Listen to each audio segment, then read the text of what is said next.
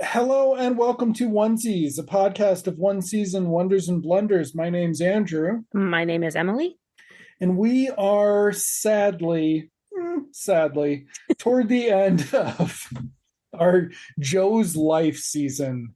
The 1993 Peter Honorati career killer co-starring. He's still working. Did he have a regular... Did he run a show after this? I have no idea. No, he did not. Refer to episode 1. Hi, Kitty, who doesn't like me. Gregory likes everybody, including you. Okay, Shaz is the other one, yeah. Yeah, if Shaz was doing this right now, it would mean she was dying, and we would have to stop recording. Shaz, oh look, Gregory's going to bump into the microphone for an hour. Aw, cute. All right. Wow, this is great. Okay, so... Anyway, ABC sitcom, 1993. This is the Thanksgiving episode entitled... Oh, shit. Parental guidance not suggested, ? Clever. Okay. Now, this is not the worst episode. No, it's not the worst. It is not the best episode. It has many of the traditional problems, but it does not make some of the other problems it could. Yeah. So there is that going for it. Do you have 3 things, or since we forgot them last week, we should have to do 6, but no, I'm not doing 6. I'm going to talk about single versus married. I'm going to talk about theater concerns. And I'm going to talk about James Marsden. Special guest star James Marsden. Yeah. Okay, I'm going to talk about fake movies. I'm going to have to talk about bad supporting cast subplots. And I'm going to talk about, I don't know. Looks like you're getting cleaned. I'm getting cleaned. It's very hard to think. This is not comfortable at all. Thank you, Kat. Home shopping, or do I want to dedicate a moment to the opening guest star? I don't know. There's a whole subplot that I think we're both avoiding. Maybe rightly so. The bar. It's Joe's Life. We have to go. No, that was my unfortunate supporting cast subplots. Okay. That was so bad. Mimi Kennedy is not magic is point 2, actually. Okay. Supporting cast subplots, aka Mimi Kennedy is not, turns out, actually magic. Yeah. Yeah, and then I'll do I don't care for my family, so you're stuck. Okay, so you're gonna get the rest of the subplots. Yes, we are gonna cover all 3. Or is it 3 plots? Thanks. No, 4, because there's Ray's got his own. Ray's got his own, and then opening guy is like a cold open subplot, like that wraps up instantly.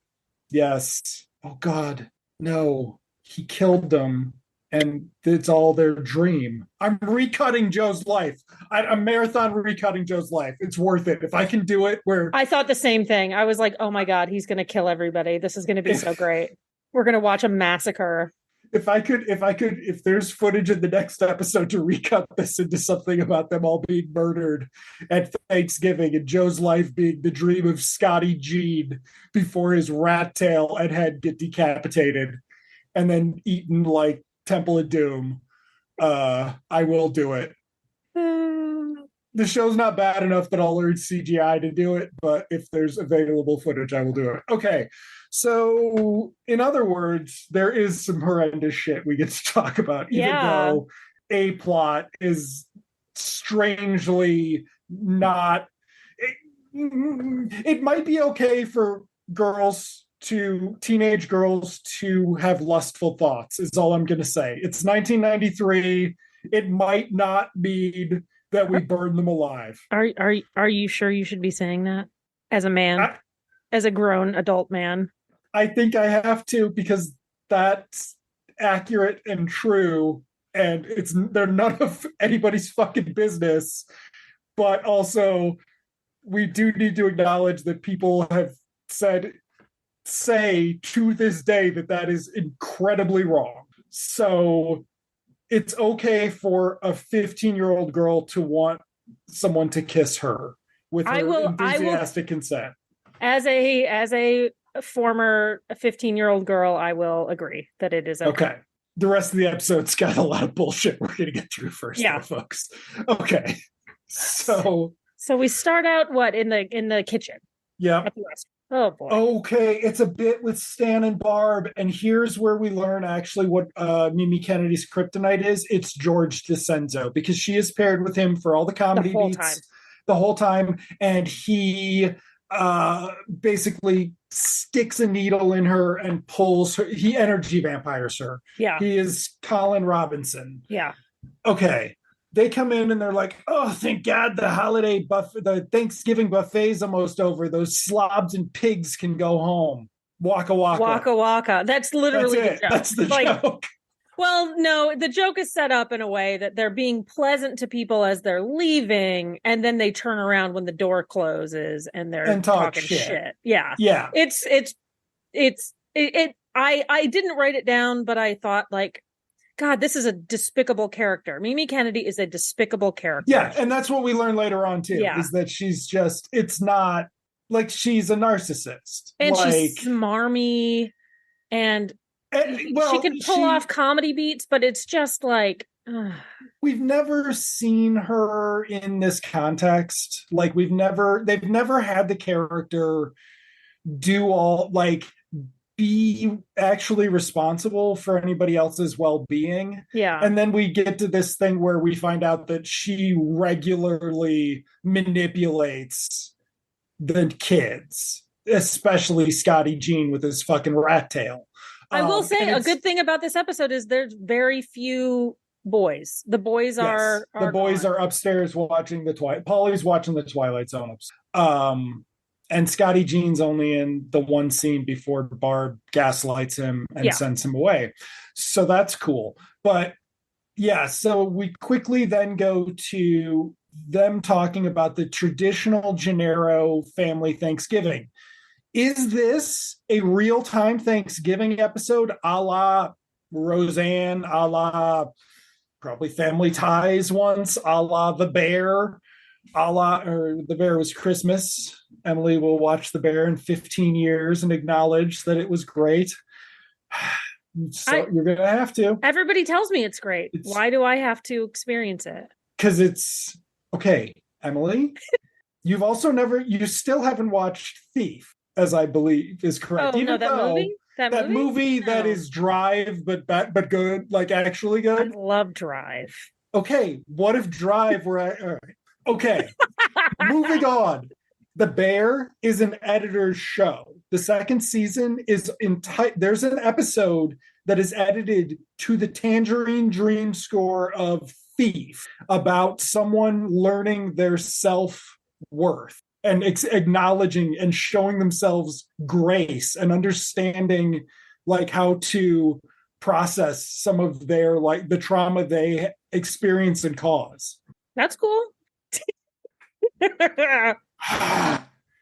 Next season on Tuesdays, we'll be watching The Bear. Oh, so it's not getting renewed. Oh, no. Oh, it did, but the writer's strike is going to fucking kill it because... The writer's strike is going to kill a lot, but... The writer's strike is going to kill everything good, folks, just so you know. But that's okay because they deserve to make a living wage. They deserve to make a living wage, and we deserve to... Warner Brothers should go out of business. And AI, I don't think, could write stories that are heartfelt, like you were talking about that episode of The Bear. I don't think that AI can come up with something like that. And this is totally off topic, but we have reached a point where my big example is Beyonce's Lemonade. You watch that and you're like, oh, so everybody can edit as well as The Thin Red Line was edited. Everybody can be Terrence Malick for 45 minutes. Also, Janelle Monáe's movie was better, but Lemonade's still great. But the other one was, oh, so good. But that's like where we're at. And AIs can duplicate that shit, but AI can't make anything new. It can just regurgitate. You can, and that's going to be a talent. There is going to be really well AI implemented stuff, but it has to go into the bowl of options rather than be the only option. Right. Yeah. You know, you have AI do a montage that does that. It's going to be natural language processing. People are going to start saying, do it with a shot of Peter Honorati for 5 seconds, then a shot of Mary Page Keller. And it's going to be stuff like that. There's going to be terrible shit on the way to that, but that's basically where we're going to get. Because if computers ever, Skyneted, they would just kill us. Because, I mean, I would. So, yeah. So we talk at length about how I want when we push every show we watch, we want to kill everybody. Yeah, when we push the button to kill all the white men, I get to at least go towards the end, so I get to watch the other ones go. Okay, back to the show about white men. Yes, so they're going to go to Peter Honorati's. They're going to go to Joe's for Thanksgiving. Yes. They're bringing the leftovers from the restaurant, so there's nobody making another Thanksgiving dinner. So we're not getting that episode. There's a slightly funny thing, though, fucking A, in the context of the Scotty Jean scene, it's not funny, where Leo comes in and says the car is packed for a week, and Barb's like, good, so I won't see you for a week.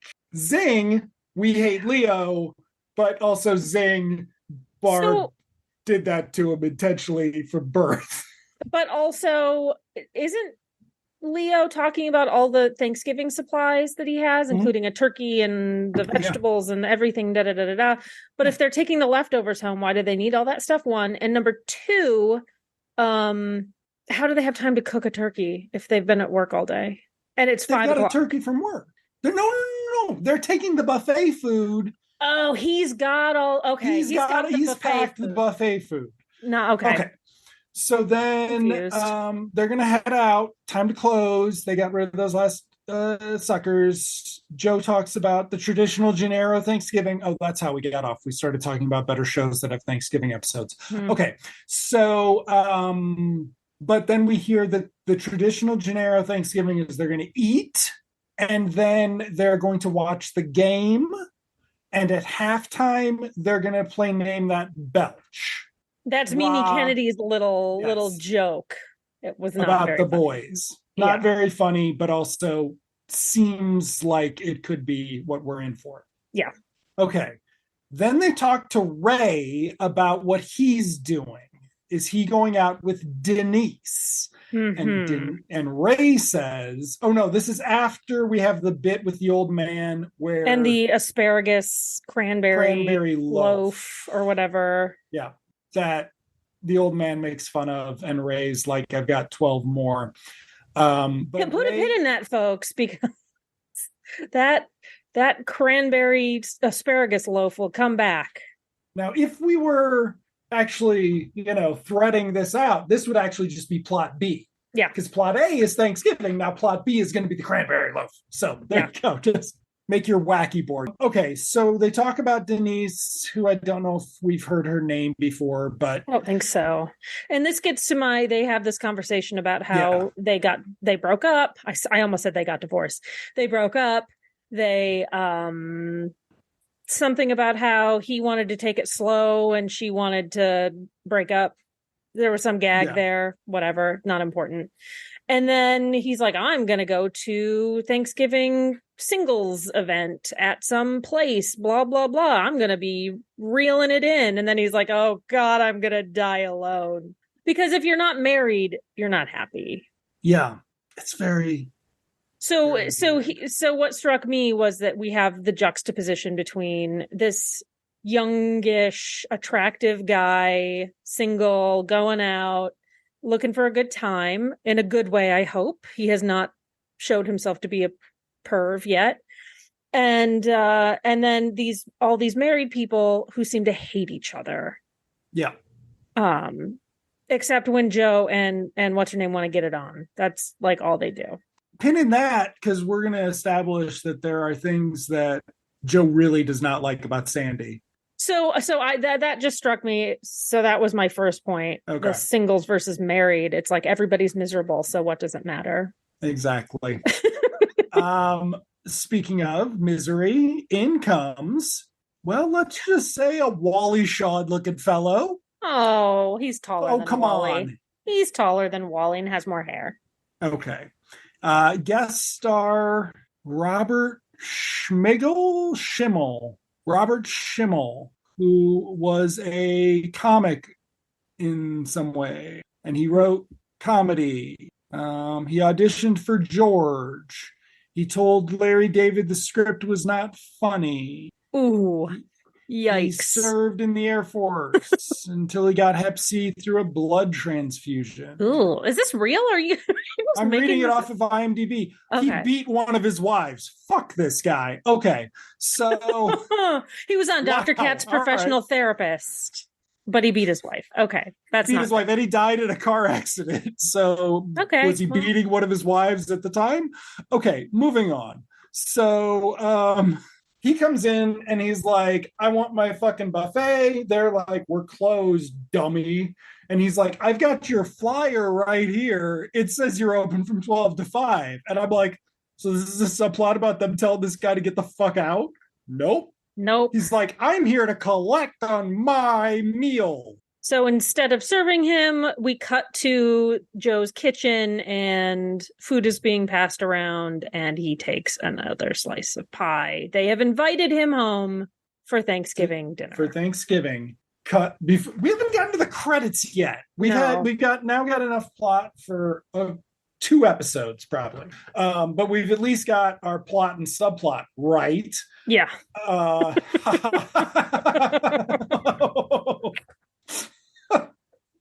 I love torturing you. This is so Joe's life is a show about everything. So before we cut to the credits, guest star piece of shit says, can I please have some decaf? Can you serve me now, Sandy? And Joe's like, oh. And then the guy's like, all my therapists warn me not to have stimulants. And it's like, he's got lots of therapists. And here's what I forgot. Pre-Disney, I think ABC was known for like making fun of Jewish stereotypes. Yeah, so this would fit. And I think that was kind of one of their things is like, there was this, because like Fox, still does, Family Guy is still on Fox, so it still does stereotype humor. Yeah. But like there was a hierarchy of TV networks pre-Fox where it was like CBS would never go near this. NBC maybe would maybe do it, but ABC was still in that zone because they had shitty comics like fucking Tim Allen. Yeah. Okay, so now we cut back from after our commercial break to the end of this subplot. Yeah. I've got to go. Thanks for, you guys let a complete stranger share your Thanksgiving. To which they're like, it was our pleasure. And then he's like, I could have been an axe murderer. What the fuck is wrong with you people? Don't you love these kids? And both you and I came to the same conclusion independently that wouldn't it be great if he had actually turned around and then struck them all with an axe? That would have been a baller move. Anyway, no, he's going to leave. And then they don't even establish if he paid for an all-you-can-eat buffet. Like, they could have actually done this longer and better, and they did not. Yeah. Instead, it's time for the teenagers to head out. Leo's going to go out and hang out with the boys, or the guys, and they're going to do stuff. And he'll be back later. All of this is expressed in a hilarious back and forth between Mimi Kennedy and Danny Masters. Yes. Who established that she's a bad mother. Not even just a bad, like she's The reason she and Joe get along so well is because they want to inflict psychological harm on children. Like that's their bonding. That's why they hang. Because that's the only reason to have kids, am I right? Yeah. So got to get back at your parents by inflicting the same pain on your kids. Makes sense. What are you gonna do? Read a book or something? Like you got to fill your time with something. You watch PBS? Okay, so Amy's gonna go out too. She's gonna go over to Lisa's and she'll be home later. So we then cut to Amy and Leo in the living room. Yes, I almost forgot about this because I was conflicted. Now, it's also weird because I didn't believe this was going to come back. Because yeah. Why would it? Just like this is just a cut subplot. Like there's a whole cut subplot. Actually, the way it does kind of come around is, I might say, the cleverest thing in the episode. Yes. In the whole series. Probably. In the whole series. I was going to say in the history of Joe's life. And it's not even because of the eventual punchline. It's just because of the first punchline. We'll get to it. But yeah, so Leo is saying, Amy, are you really going over to your friends, or are you going to go hang out with that fucker Brian Thompson? And she's like, shut up, Leo. And Leo describes him as, that guy is slime. And I've made little like side eye fit drawing next. Well, right. We have the convicted serial rapist, and then our other guest stars. It's it's just great. It's great. Men fail up, don't forget. So yeah, but I was thinking the same thing, which is discourteous to the episode in some ways, I guess. But anyway, moving on. She's like, leave me the fuck alone. I don't care what you think. To which Leo goes, well, I forbid you to leave. And she looks at him weird and starts leaving. He's like, you're grounded. And I'm like, this would have been funny if we'd started it in episode 1 and it had been something they used to do when they were even younger, and Leo does it to embarrass her now because they're closer to the same age. And he does it to her in school, and he does it at the restaurant. Like it could have been a funny bit, but the show sucks. Okay. Then the parents just come in. They didn't hear any of this. Which is weird since we've had whole episodes where the only way Scotty, Jean, or Paulie communicate with anyone in the house is by calling into the house from upstairs, which goes into the living room and people hear them in the kitchen. Watch your fucking show, people. Sorry. Some dignity. But yeah, so Scotty, Jean, and Paul are going to go upstairs and watch the Twilight Zone marathon. This is nothing. It should be there should be a pig mask scene, like a joke where Scotty Jean is running around. But there really was I don't know if it was on Thanksgiving, but there really was a Twilight Zone marathon. And it was on Thanksgiving. Okay. Yeah. Good. So, I knew that was a thing. That's what I thought you were talking about. I was like, no, that was a thing, I swear. Yeah. It's a pop culture marathon. It's a pop culture reference. Like, Now it's time to start the traditional Gennaro Thanksgiving. They sit down to watch football, cut ahead to Stan asleep, Barb asleep, Joe excited about the game, Sandy throwing snacks at Joe because she's annoyed that he's watching football. And she's bored. It's been established that she does not give a shit about sports ball. Good thing she's DTF. Okay. So there's this weird moment where she storms off and is like, fine, just watch the game by yourself. And he's like, fine, I will. And then he's like, fine, I'll come in and ask you what's going on. And he gets up and he goes in to talk to her because, he's a sensitive 90s man with his tucked in shirt. And she's like, Joe, when's the last time you had a night off and I wasn't tired? And I'm like, they're going to fuck? What's going on? Nope. She wants to go to the movies. Yeah. And she's like, there's this weird joke about how the last time they had a night like this, the Bee Gees were playing on 8-track. Yeah. She should have been like, that's right, Joe. I was 13 when you started dating me. This is weird all of a sudden. Amy's going out with her dad's best employee too. Oh. So yeah, weird reference given Mary Page Keller's age. Like, weird. Or maybe Joe's supposed to be in his 30s too. And it's funny because that could possibly be, but I read it as that they fucked to Bee Gees music. Like in a car, because 8-track were there? No, did they say 8-track specifically? They said 8-track. Okay. They can fuck the Bee Gees music. That's fine. That's personality. I imagine they did fuck to Olivia Newton-John. Don't try to convince me that Joe, whatever his last name, Gennaro, has a personality. They were fucking to physical. 100%. 100% they were fucking to physical. That just sounds like comedy to me. Who would fuck to that song? Whatever. These two people. Joe. What am I saying? Joe wouldn't like listen to lady singers in any context. No. Oh, because he's terrible. Because he's not as cool as John Travolta from Staying Alive. Okay, moving on. Oh God, that's a terrible thought too. Can we really leave Stan and Barb here to watch Paulie and Scotty Jean, who are upstairs? It's more of an empathy thing. It's maybe they want to go do something. Well, but it's Sandy's, not. Can we trust them to do that? Right? No, it's Sandy. Like, why should we stick them with that? And yeah, Sandy also made the comment, Leo and Amy got to leave. Why don't I? It's not fair. And I'm like, yeah, this sounds like a terrible Thanksgiving. Like that these are the miserable Thanksgivings of their childhood, repeated for these two women who have become their possessions and their associated children. Yeah, like it's not cute. It's very sad. It's like endemic of. It's like.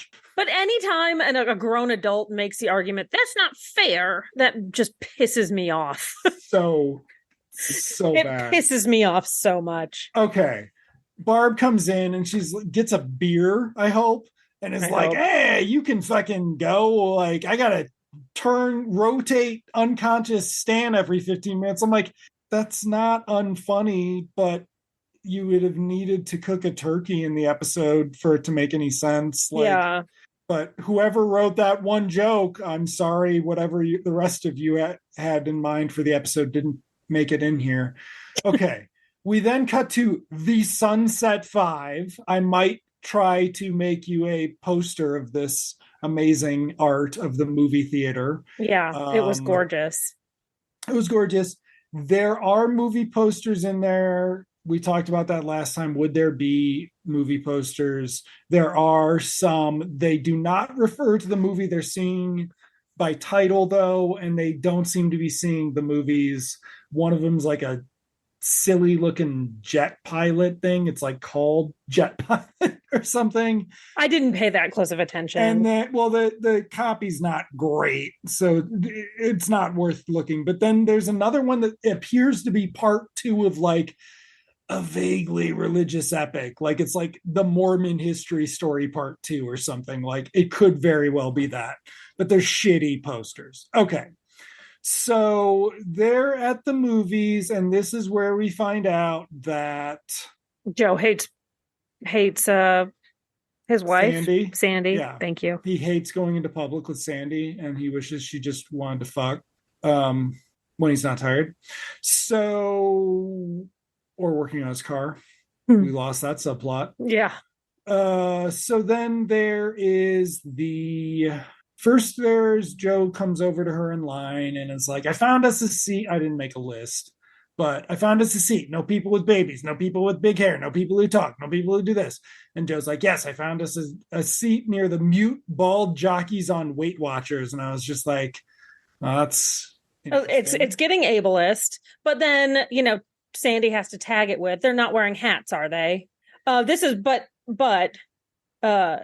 second point is theater concerns. These are almost all things I take into account when I'm looking for a place to sit at a movie theater. Oh, I didn't realize this was. It's representative. Wow. Okay. Of Do you also need to get your popcorn, snow caps, and extra fizzy orange soda with ice? Orange soda and snow caps? That sounds disgusting. Absolutely disgusting. But that's what Sandy needs to watch her movie show, to which Joe responds, I'm so glad our first date wasn't a movie. Yeah. So that's cool. They might not have gotten married. These are people that like you would get caught watching. Like there should be just people watching them in the theater. Like if a couple were doing this in the theater, you just be like, this is fucked up. We should watch this before we go in to our Meryl Streep movie. Oops, spoiler. Okay. Hashtag passive. Then she's trying to get ahead in the line, and she makes Joe take another line. They kind of have a sweet moment. I don't know. You thought it was sweet? It's like, oh, well, I'm so glad we get to spend some time together. And then she's like, that line's moving, go, go, go. And he goes and he's like, yeah, great spending time with you from, 12 feet away. Yeah. I mean, are you there for the popcorn? Or are you there for, movie's not a date to spend time with somebody with. No, because you don't talk to them. I mean, you have to sit in a fucking dark room. Yeah. I guess you can grope them if you're. Well, let's get to the next plot point. Segue. The actual plot. The actual plot. Sandy says, Joe, come here. And Joe's like, but my line just moved. And she's like, get over here. This is more important than Mama's snow caps. Look at that girl. Joe looks off screen and is like, she looks like a whore. Who would let their child out dressed like that? That's Amy. And then she's like, look again, Joe. And he's like, how did Amy's head get on that whore's body? And she's like, no, Joe, that's Amy, our daughter. And you see her, and she's definitely not dressed. She did not dress that way for Thanksgiving dinner. No. But it looks like a 15-year-old. It does not look like an adult woman, as Joe is seemingly suggesting. No. It looks like a 15-year-old body. Yeah. Sorry, Joe. It's a kid, possibly wearing something their parents don't know about, but it is a kid. Yeah. Who went to Hot Topic. And then she's all gussied up, and I think Mary Page Keller says something like, she wasn't wearing that bustier at dinner or something. And I was like, holy shit, is she wearing a bustier? She's in 1993, I was too young to even know what a bustier was, except for seeing it probably in like newspaper ads. But it didn't look like a bustier to me. Maybe because it's on a 15-year-old and there's nothing to boost. I don't know. I was concerned just because it didn't look like a bustier to me. Okay. So what are they going to do about it? She's there with a boy. Did we mention there? We didn't. Okay. She's just leaning up against the wall dressed like that. It's actually a really weird episode. They spent the whole episode trying to figure out what she's doing. Okay. No. Boy. And that's what Mom is concerned. Yes. And yes. So they go in for the movie. They're going to the same movie. Joe storms over. Who's the boy? We'll find out from his dental record information. But then Sandy pushes him out. We're never going to go into the theater. We spent way too much time on this theater lobby set. Okay. So come out into the theater lobby. Joe's like, we're going to drag them out of here. We're going to storm in there and drag them out of here. And that's the end of it. And Sandy's like, but if we do that, she'll resent us. And Joe's like, that's what I'm into, storming and resenting. But Sandy's like, hold on. I think this is the first time she's done it. Yeah. Because there's still a price tag on the bustier. Yes, that's what it was. That's the line. Yes. So they're going to see how she reacts. They're going to watch to see if the boy is appropriate. And then they're going to watch to see how Amy handles it if he is not appropriate. And then if she is in a situation where he tries to force himself on her, they're there to stop him. Yes. It's the best possible first date for Amy, is basically what Sandy says, because they get to be there to intercede. This coming from a woman who wants to be groped by her nephew and his friends. Yes. So I think she probably knows how to handle herself in this area. So, Joe's a little worried though. What if she's the one who initiates the physical contact? So we'll get to that later. Did I start recording when you were talking about young girls having libidos?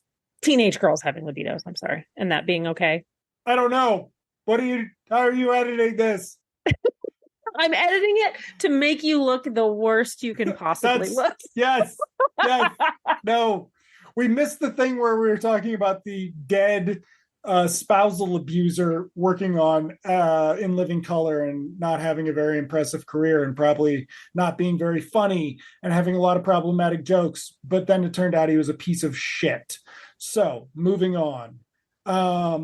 Joe's line is, "Oh, good, we get to go see this tearjerker so I can watch a mini mook paw my daughter. What a sucky date. He could have been home watching the game." Okay, commercials. Back to the theater, back into the lobby. Not going to see any of the movie. We're not doing a theater set. They weren't allowed to borrow somebody's theater set. No. Which is always too bad because I love how there's always two rows of seats in sitcom theater sets. Yeah. Okay.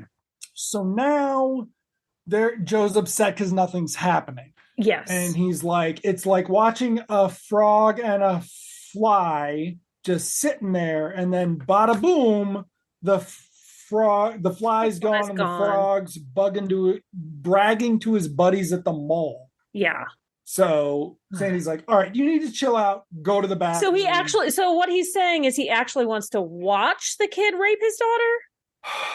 He wants something to happen so he can be reactive. Yeah. Yes. He doesn't have to deal with his emotions. He can just get it out in his physical. Yeah. Well, also that, yes, there is a concern for the daughter's safety, but this is also really intrusive of Joe, of the parents. Both of them, because they are removing her. They're spying on her. They're removing her ability to have any agency. So that's, but it's okay. It's not like they're going to manipulate. Oh, wait, hold on. Actually, we're over. Have we even cut back to the living room yet? No, we haven't even got to the first gaslighting. Okay, so Joe goes to the bathroom. I'm like, they're not doing a fucking scene with Joe and the kid in the bathroom. They're doing a scene with Joe and the kid in the bathroom. Yeah, I was pretty uncomfortable with that whole thing. Mm-hmm. I don't like going to the bathroom with people. I've never been the type of person to like, hey, let's all go to the bathroom. If guy like Peter Onorati starts talking to you when you are in a bathroom and you are a 15-year-old boy, you start screaming. Yes. You start screaming rape. Yes. Frankly, until somebody comes in there and tells him to go away. Yes. Because it's not an appropriate social interaction. No. Like they're not like both using a urinal. They're just at the sink. But it's still, that would be even more inappropriate. But it is still incredibly inappropriate. It's incredibly inappropriate. Yeah. They don't know each other. It's fucking uncomfortable and weird. But then the kid is there like fixing his mullet and like getting all pretty in his Letterman jacket. Is this our special guest star, James Marsden? It is our special guest star, James Marsden. We were looking forward to him being problematic and acting poorly this episode, but instead we got Jason Marsden, completely different person, not related, but a recognizable face on 90s sitcoms. Yes. For sure. I was really disappointed about that. I'm sorry to like step in the middle of your thing, but I thought it was a good time to bring it up. Because I was like, you were going to bring it up with the mullet number 2 later on. Somebody has to sweep up popcorn. I'm like peering at the screen. Is that James Marsden? What the hell is going on? Okay. But no, Jason Marsden. He and Joe make fun of chick flicks, but the Oh, kids they're like, bonding in the bathroom. yeah, That's cute. you can Ugh. bond over Ugh. bonding over your shared hatred of women is actually really effective for turning young white men into Nazis, it turns out. So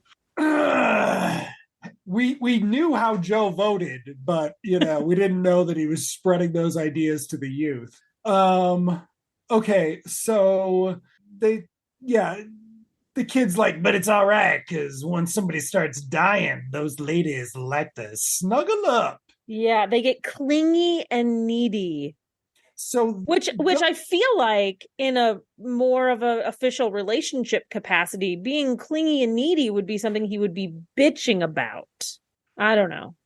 I don't know this kid. no, he talks about the blonde one with the weird accent in the movie, and Joe's like, "You mean Meryl Streep?" And I was like, "What movie do they? What do they say? What movie are they saying they're watching? It's 1993. Three. Is this wasn't she like fucking Dutch and out of Africa? Is this an out of Africa reference? Like that I don't get it. It's like a weird. Did Meryl Streep turn ABC down for something? This was when she was doing. She was trying to branch out and be accessible with like Death Becomes Her was Her. 92. Yeah. Like she was the People's Academy Award winner at this point. Like she was about to do Bridges of Madison County in a couple years. Like she was not some she wasn't Tilda Swinton or something at this point. Like, okay. But anyway, the kid sure he's at least going to get to second base thanks to this movie. To which Joe starts making striking gestures that we see, but the kid does not. Then they're done. But it's weird when they leave because the kid's like, well, I'm done in here, dude, so I'm not going to talk to you anymore. And it's like, yes, get the fuck out of here, you 45-year-old, you Republican state senator. Get the fuck out of here. Yeah. Like the honorable Mr. Gennaro from representing New Jersey. Get the fuck out of here. No. No means no, Peter Honorati. Sorry, dude. I know you're okay, but still, Joe's a fucking Republican. He's a piece of shit. Maybe Rona got him. Okay. So then Rona got Stan. Rona probably got Barb too. Barb might have gotten Stan before this. We'll discuss the sequel spinoff next time. Okay. But what do they do now? So he leaves and he's like, it's cool because we're to the point where Meryl Streep's going to be fucking coughing up blood now too. I'm going to get it. Oh, yeah. Also the kid sprays his breath, showcasing that is the sign. That's the sign of a 90s male rapist. That and a toothpick. If he's got a toothpick in his mouth. Toothpick started in the 80s though. Yeah. Yeah. Okay. But the Naka would have been the 90s. Michigan. So Joe's like, you're going to know what it's like to cough up blood too, punk. Yeah. Now is when we cut to the fucking house. Oh my God. God, that was long. Yes, because it's a scene with a grown man and a child in a bathroom. It's inappropriate. Like, it's really uncomfortable. Don't talk to young people. What is wrong with you? I would love it if there was some story about them shooting this scene and having like another actor in the show just walk in and like put their hand up on the wall and like unzip their pants and start pissing in a urinal. I think that would be really funny, just as like an outtake. You have Stan coming in like, hey guys, and then he just like, that's from a better show. Yeah, that's from a much better show. Sorry, cut back to the house. Barb is still watching football while Stan is sleeping. Stan's snoring. She changes it to PBS and classical music and it wakes him up. He's like, man, I was watching that. Turn it back, woman. So she turns it back. And he falls asleep again. He falls back asleep. So, one note, there's an NES in this scene, which I thought was interesting. Oh, was there? Product placement on top of the TV. There's an old NES. All right. Here we go. The downfall of Mimi Kennedy. Yeah. What she can't do is she can't emotionally abuse a little kid and get away with it. So Scotty Jean comes down and is like, Aunt Barb, I'm fucking bored. I don't want to watch Twilight Zone. And Aunt Barb's like, you can come down here and Uncle Stan will, or he's like, I'm dying of boredom. Well, come on down here and Uncle Stan will Finish you off. finish you off. Yeah. I was like, okay, they're going to have a scene. It's going to be funny. Yeah, it could be. It could have been. Do you want to play a game, Aunt Barb? Yeah, let's play Shoots and Ladders. It's over in the closet. Okay, but I'm a sore loser, says Barb. To which Scotty Jean goes, oh, I know. To which Aunt Barb gives him a little bit of a look like, you're not supposed to acknowledge that I'm a sore loser, you little fucking kid. Yeah. Can we go backwards really quickly? Yes, because when Scott first comes down, he says, are we going to glue hair to Uncle Stan's head again? And that got me thinking, oh my God, they're going to start pulling pranks on Stan while he's sleeping. This is going to be so fun. Yep. Like, I was so excited for that. Nope. And not only did it not happen and they played a board game instead, but that didn't even happen. No. Because bring it back to where you left off. Okay. Barb opens the closet to get out the board game and sees how neat it is, to which she says, this is when toilet training goes hideously wrong because it's neat. Gotta pit women against each other. Yep. Joe could be given Joe tucking his shirt in, I think Joe probably organizes the closet. I'm just saying. Anyway, but Barb finds a present for her. Merry Christmas, Barb. Christmas is a month away. It's Thanksgiving.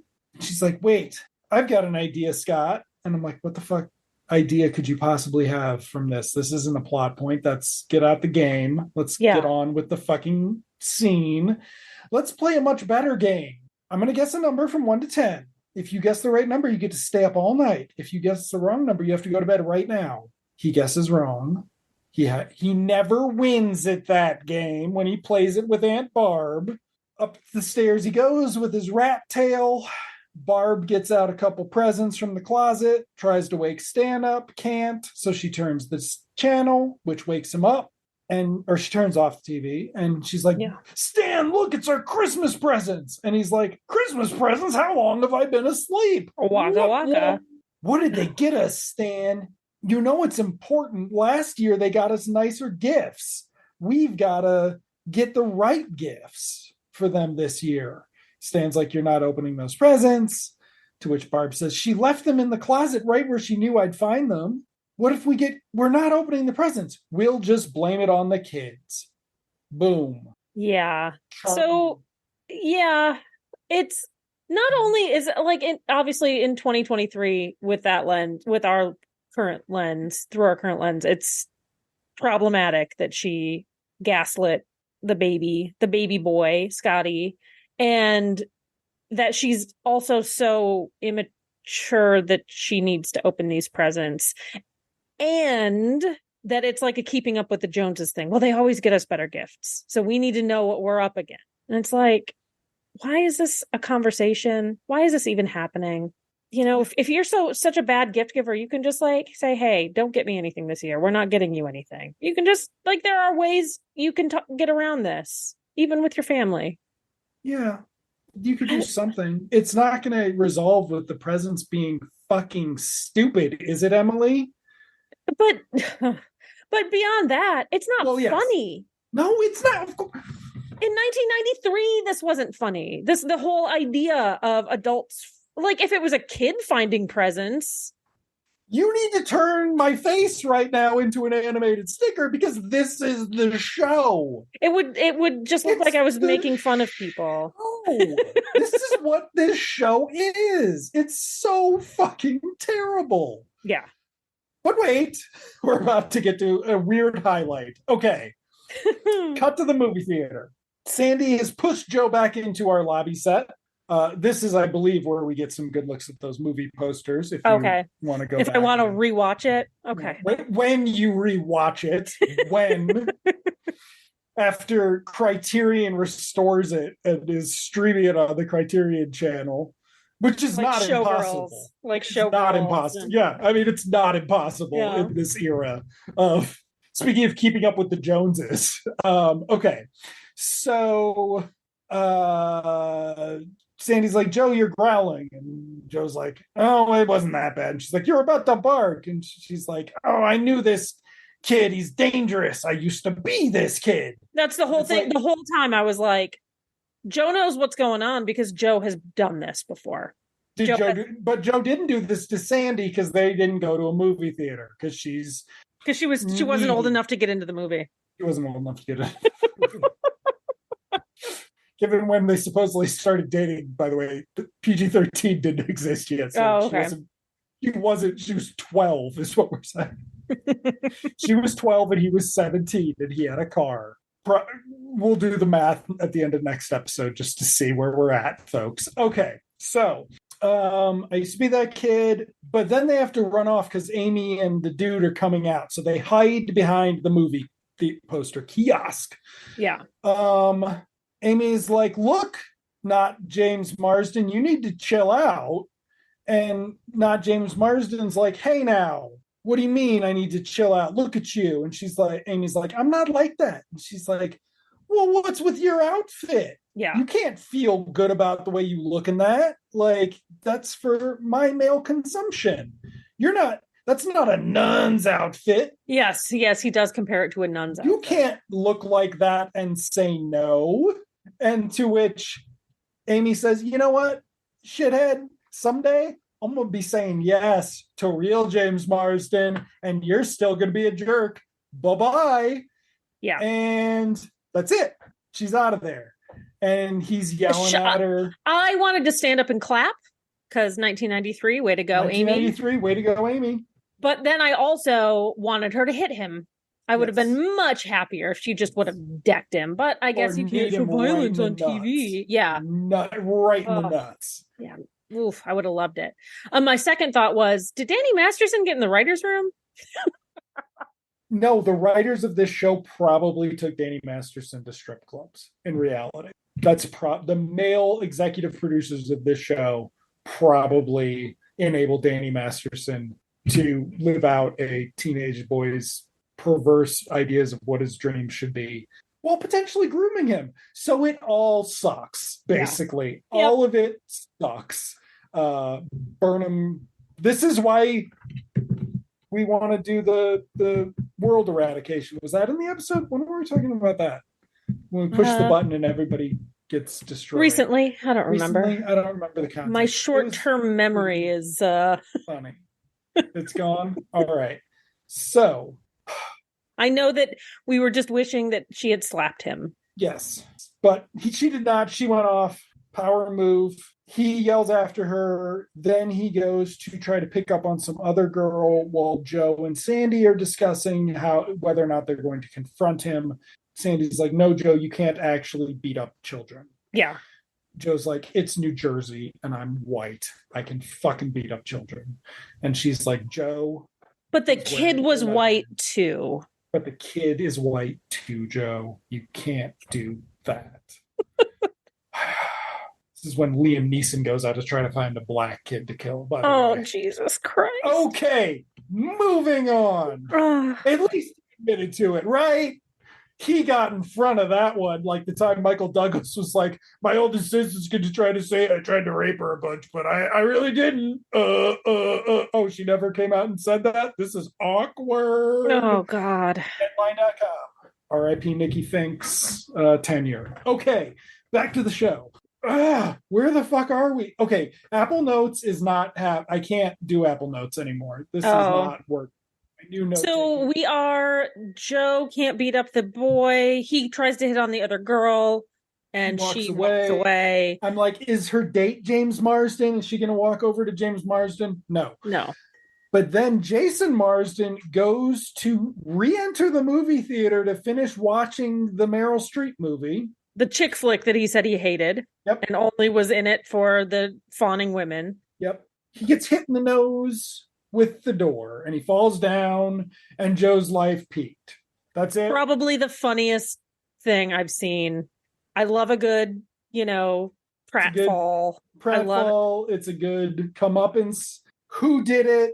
I'm like, who could have done it? Was it her friend? Was it any? It's like a fucking for 2 seconds. It's Agatha Christie, but no, it was Leo. Leo followed them to the theater and was waiting in back too. He gave up his night with the guys. Yeah.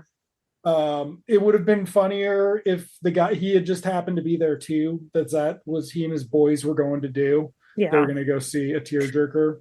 But then they would have been making such a racket that Joe and Sandy would have noticed them, and they would have started beating off to Sandy in the back of the theater. Well, I was actually going to say the joke is that they were just sensitive fellas who wanted to see this melodrama, this Sidney Pollack directed melodrama. But then I was like, no, they were on a date with like Sandy's friend that they made at the party. Like one of her like gross fucking friends is out with like 4 teenage boys, like New Jersey. Okay. But no, Leo followed because he's like, look, dude, I told you last week to stay away from my cousin. Yeah. You didn't listen. This is what happens. And the guy's like, did you follow us here to do this? He's like, yes, I did. And Joe and Sandy overhear all of it. And Joe's like, yeah. Yeah. Yeah. Okay. And then Leo walks away and steps on the guy's hand. He's like, ooh. In like the worst directed fucking shot ever. Yes, like they're doing these weird inserts of Danny Masterson because even though this is like Leo's best moment in the series, right, as a character, Danny Masterson still is a terrible actor. He's not good. He's terribly directed show. Yeah. So you've got incompetent direction, then trying to get Danny Masterson to sell this, and he's like, I don't understand why I'm doing it. He was just exercising his rights as a man. I can't connect with this scene. You didn't tell me this was what it was about. I'm morally opposed. My sincerely held religious beliefs are against this scene. Xenu says I get to do this. So Xeno's a bad guy. Xeno's a bad guy. They don't think Xeno's a good guy. They know he's a bad guy. Sorry. Who's the good guy? Okay, Johnny Goodboy told me to do this. Johnny Goodboy. I call my husband that. Okay. Don't read Battlefield Earth, folks. Don't see the movie. Stay away. It's 1,000 pages, I hear. Okay. Right. So, rapist Danny Masterson is also a Scientologist. Yes.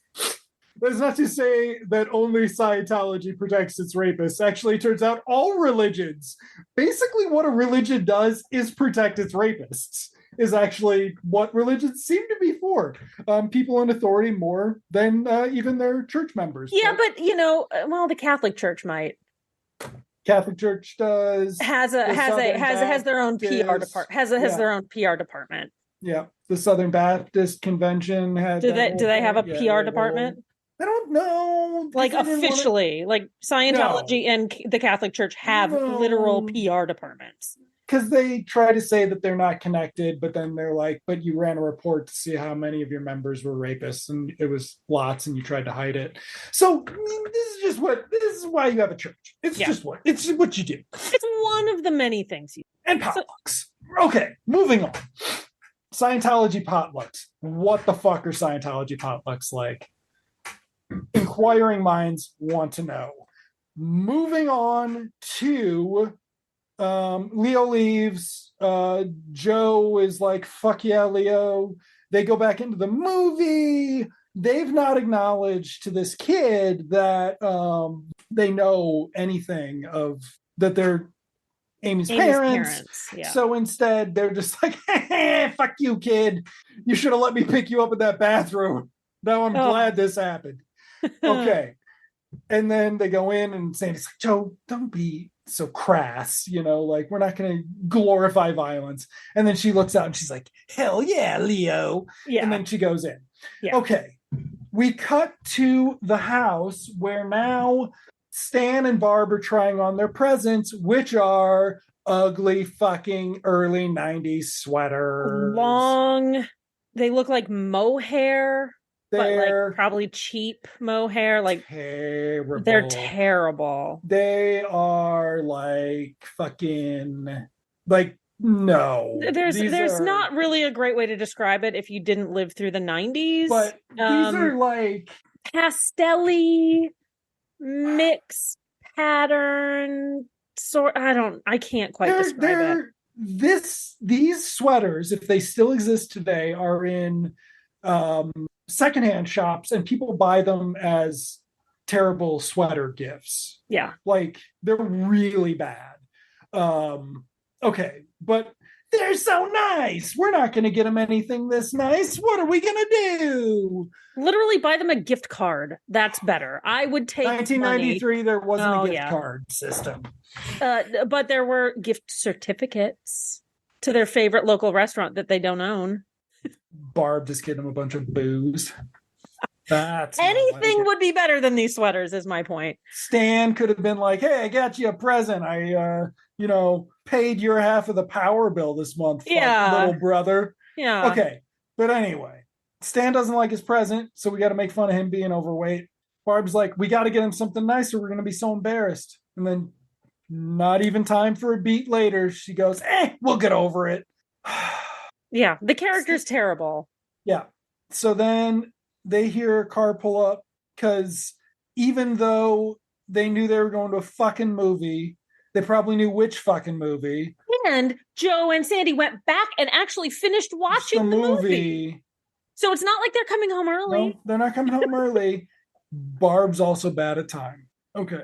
So they rush, they take their sweaters off. Stan has a moment where he can't get out of his. Ha ha, fat. Bleh. They throw it in the closet, and then they close the closet, and presumably they'd blame that on the couch. But no, they're all ruffled when they sit down on the couch. They just get down on the couch, and in come Joe and Sandy, and they're like, hey, you were getting it on the couch, right? You were making out a lot. You were making out, which I understand it's network television. They couldn't go straight to the fucking. It looked like more than just making. I mean, besides the fact that they were clothed, right? Yes, because their hair's they're like fixing their hair, and they're beat red and breathing.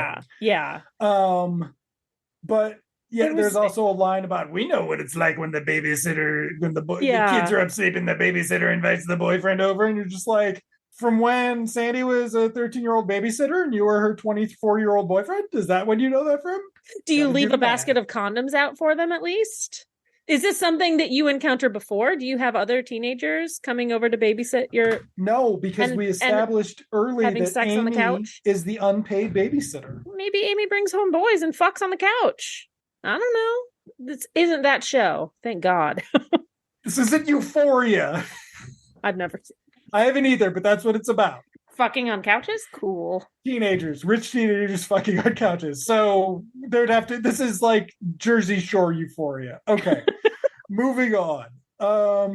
If Danny Masterson hadn't gone to prison, he might have executive produced that show with his good friend Ashton Kutcher. Okay. Moving on to, they're going to leave. Barb and Stan are going to leave. So Barb goes, no, I'll get your coats out. No, I'll go. So Barb goes to the closet, and they're watching her. They're watching her. So she needs in a weird way, but yes, because she's acting weird, and they're looking to see if like her panties are on or something. And she's like, and Stan's like, oh, I've got a Charlie horse. So they turn and look. She gets into the closet, gets the shit, runs out. No doubt this will be a return. We'll get some resolution to this other than this setup again. Because that's how you tell the joke is you just keep doing setups. You keep dangling. Yeah. Yes. Okay. So is Amy home yet? No, she's not. Okay. Boom. She goes. Before they go, Joe says to Stan, hey, Leo, he's a great kid. And Stan goes, really? Yeah. And Joe's like, yeah. And Stan's like, huh, okay. And then he leaves because he's like, dude, I'm pretty sure I've already covered up like 3 rapes, like just based on the time. I'm a showbiz parent. Like, who am I playing here? Like, it was bad. I don't think so, Joe. I think less of you for that statement. So then they have a discussion, which struck Joe me and off. Sandy. Yeah, which struck me as not odd.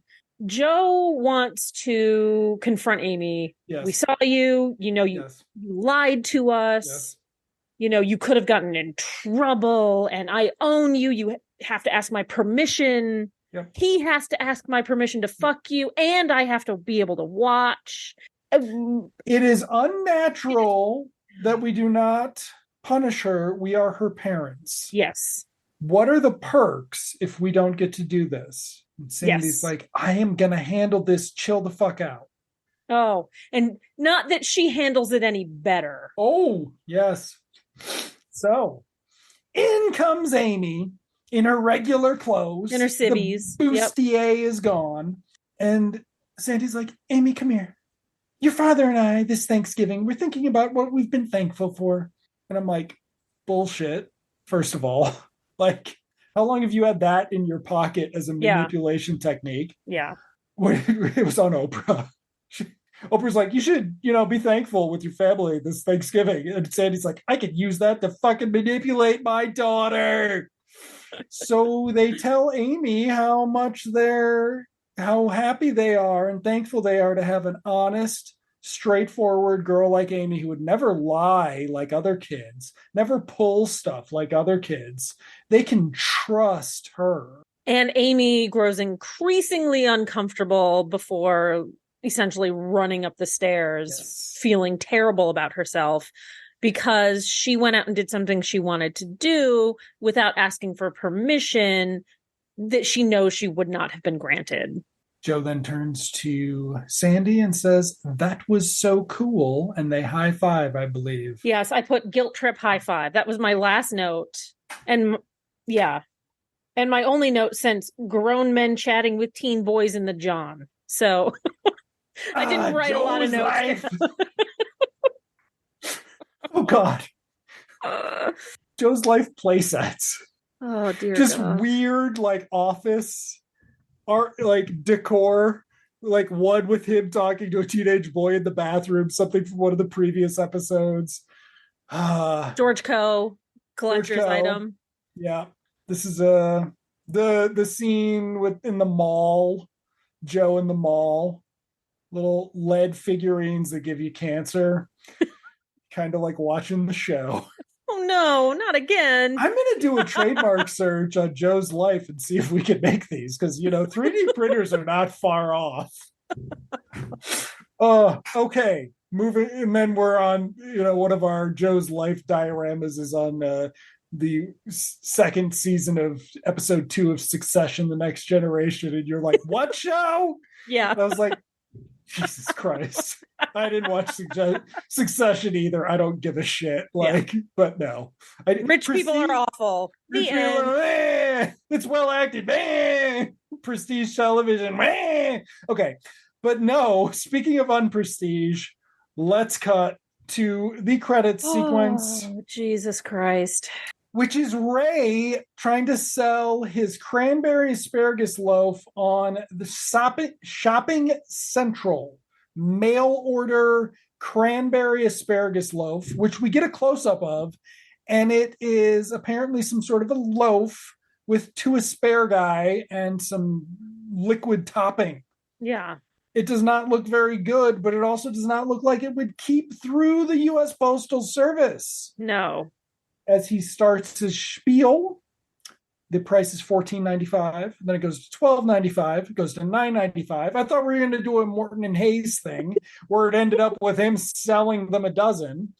But no, we're then cutting to the phone. Now, he's also doing this in the restaurant kitchen. Yes, that's what I noticed. Because I was confused because I was like, is this like a goof, or is this supposed to be like a goof in the show, or is this supposed to be like he's really on the Home Shopping Network or whatever doing they this? Just think they're funny is what it is. The show is like, we are some funny mofos. I'm so sorry. We are going to do this scene. We are so funny. It's not funny. Okay. So yeah, it's the poor son of a bitch has to go through this whole thing. Like you said, the price keeps getting lower because he's not selling any. There's a little counter in the bottom corner, and the phone rings. The phones aren't ringing, but he's like, are these phones working? To which he then says, come on, everybody, call in. It's my grandmother's recipe. Oh, yes. Thank you. Phone rings. Pick Grandma? Up. Apple? Where did I get asparagus from? So yeah, one more of these excellent shows to go. One more episode. And this one is probably the third best. Maybe, I mean, it's third or fourth best. There aren't a lot of George Coe's number one, then that other one that wasn't terrible, then either this or some other one that I've forgotten. But yeah, this is a really, really bad show. But it did not.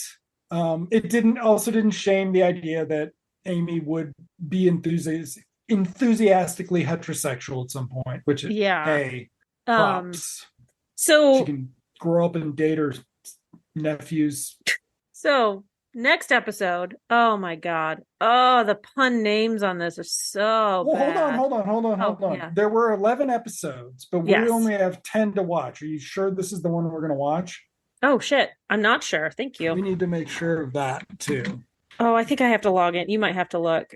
I got logged out somehow. You might have to cut this part of the episode. I will. Captain Flag.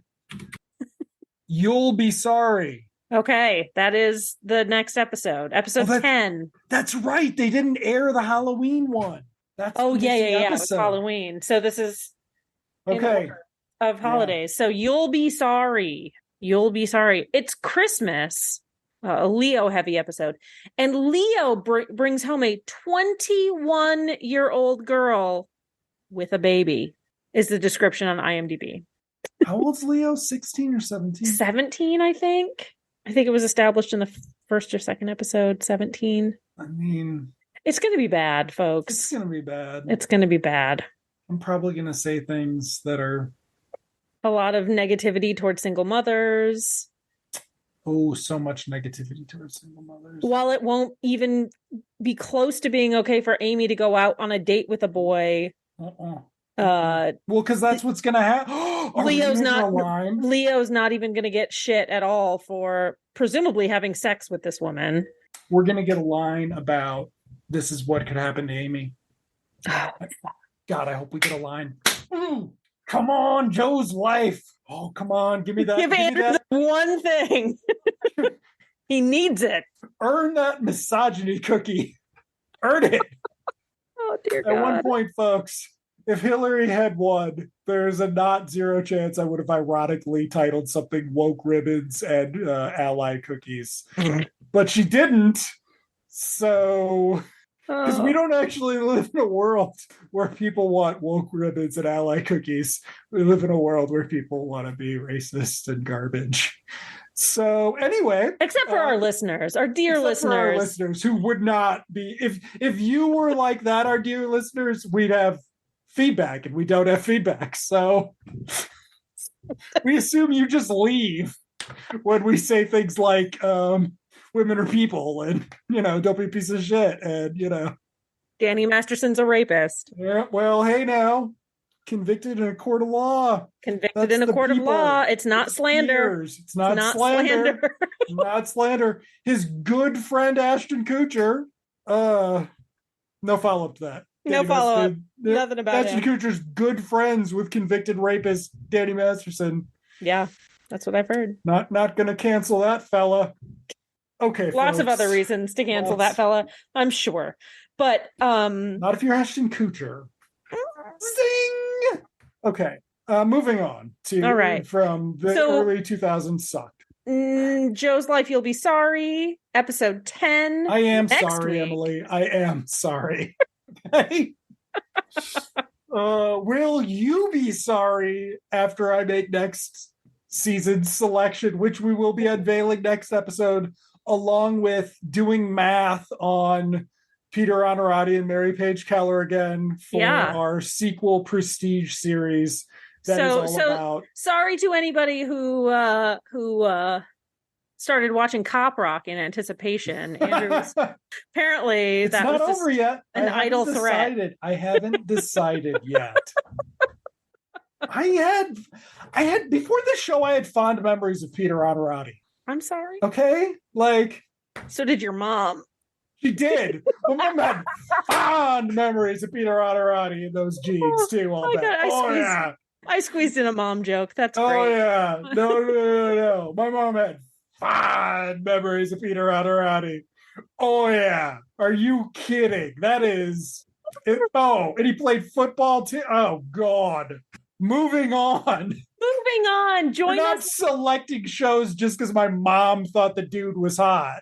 Most of those shows lasted longer than one season. Yeah. Okay. But Because moving they on. weren't only attractive, they had charisma and chemistry with other actors, unlike. Peter Honorati had that on Civil Wars. He was so cute. But he didn't have it on this one. No, he didn't. Yes. No, my mom did not.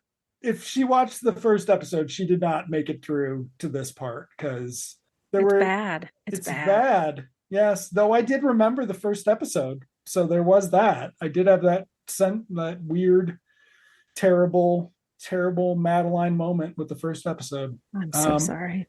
Okay.